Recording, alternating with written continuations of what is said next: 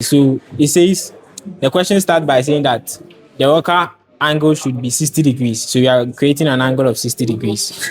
But I'll advise that you bring the angle upward because the crank will be below the angle. So you are going to draw 60 degrees. So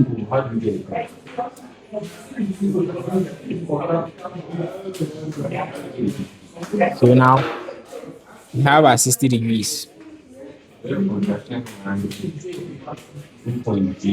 So this is the worker. The worker will be moving this way. And now we measure 4 centimeters. That's the worker length. So you measure 4 centimeters. Stand here. You make an arc here. You make an arc here. And you label here O4. Here was B1. Here is B2. Hey. So here is B1, here is B2. And then you draw a length to at any angle. So you are going to draw to pass through this B1.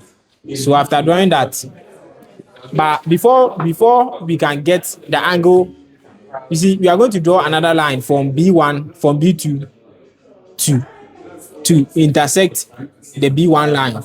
But they should be at an angle of delta. So from the question gave us a ratio. It gave us a ratio of 1:1.25. So that's alpha is to beta is equal to 1/1.25. So that's how it's going to be. So and there's another equation that says alpha plus beta is equal to 360. And then we have the last equation that says the absolute of 180 minus alpha is equal to delta. So first of all, we have to get delta. Actually, we have to get alpha, delta, and then beta. But at this point, we need a delta because the angle between B2 and B1 should be delta.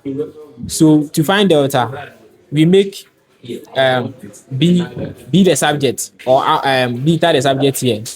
So from here, we are going to get beta is equal to 1.25 alpha. And then from this equation 2, we can substitute beta into this equation. That will give us alpha plus 1.25 alpha, because it was alpha plus beta is equal to 360. So we substituted beta with 1.25 alpha is equal to 360. And then we get 2.25 alpha is equal to 360. So making alpha the subject, we are going to get 360 divided by 2.25. So when we divide 360 divided by 2.25, we are going to get 160 degrees. So that means alpha is 160 degrees. And we know that alpha plus beta should be 360. So we are going to get alpha or beta is equal to 360 minus alpha. So that we can get beta is equal to 360 minus 160. And beta will give us 200. So now we know alpha. Alpha is equal to 160 degrees. Beta is equal to 200 degrees. But we have to use this equation to get delta. So it says the magnitude of 180 minus alpha. Alpha is 160. It will give us 20 degrees. So that means delta is equal to 20 degrees. So now we have delta, which is also equal to 20 degrees. Now, they are saying the angle between B2 and B1 should be delta, which is 20 degrees. So we are going to draw a line from here to here, but the angle from here to here or from here to here should be 20 degrees. So before we can do that, we can draw a parallel line, measure the length from here to here,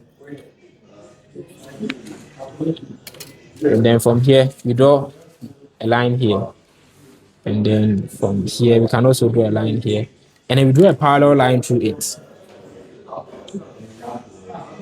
We did the same measurement information. Yeah.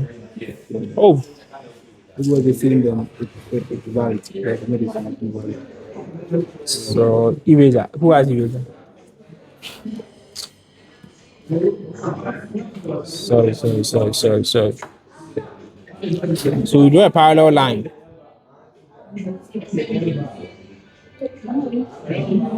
Okay. So this line and this line, they are parallel.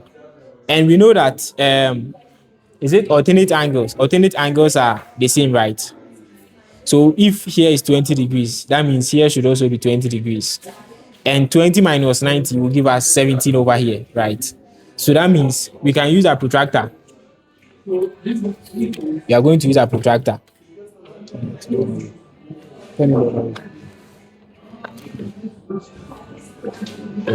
Look at. We're measuring 20 degrees relative to this line, not to this. You get it? This, you see? The 20 degrees is to the point, not to the line. You Okay, get it? okay. So the 20 is 180 minus 20 minus 60. Okay, so we are going to measure 20 here. So this is how it's going to be. Or 70. That will be from 90 and north. Yeah. So we draw a line to pass through this point. So that means here is 20 degrees. We can confirm. You see, it's 20 degrees. So it's 20 degrees. So now that means the length from the angle from B1 to B2 is delta. That is 20 degrees. So after that, I want to erase some of the lines. So I want to erase this. Okay. So now we have delta. So now we are going to, this point is where the crank would be. But we have to find the radius of the crank. But the line from, we should label here O2. So the line from B2 to O2, you should extend it more than This one. extend it like this. Yes. And so now, Connect the top of the base part.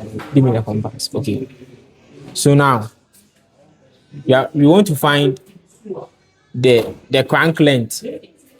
But the crank length, to find the crank length, you place the needle of your compass here and then you open to B1.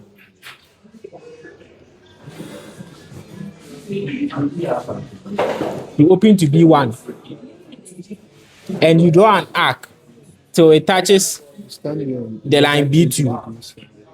You draw an arc to touch line B2. Oh, sorry. My line B2 is too short. So you draw an arc. So this is where it touches line B2. another 20 degrees. No.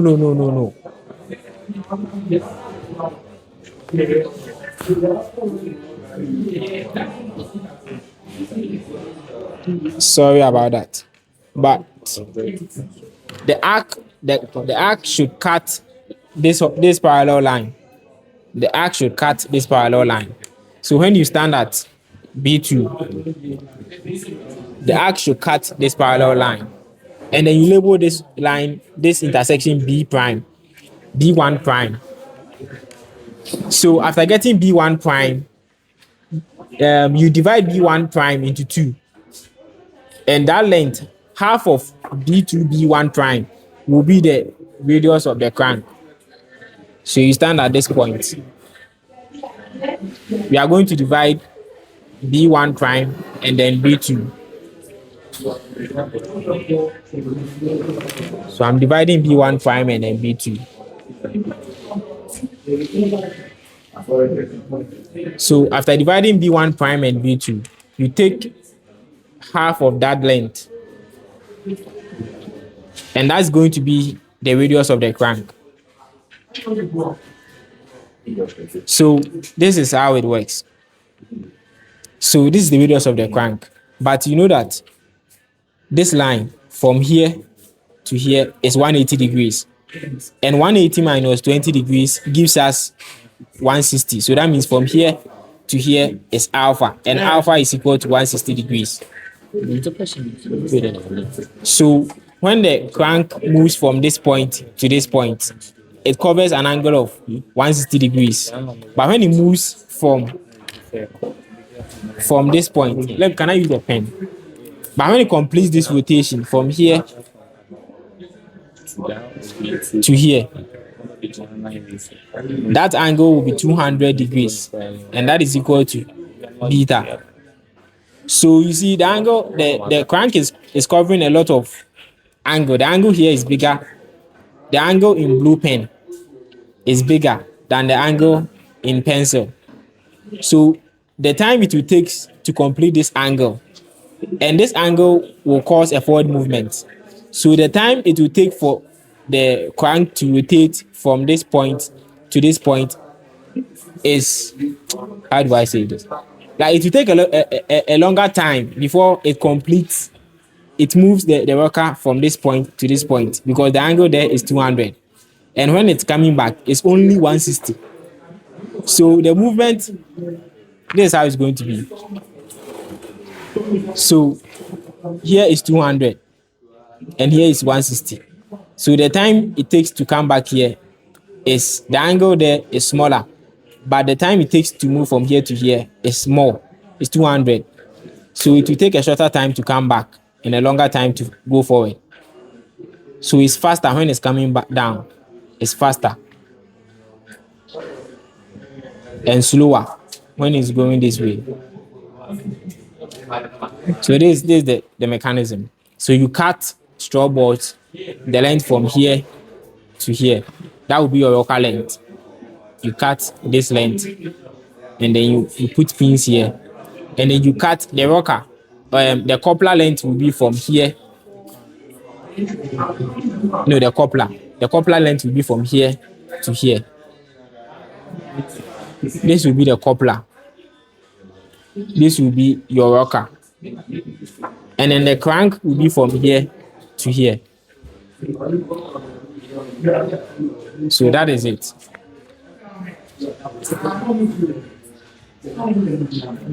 So that is it.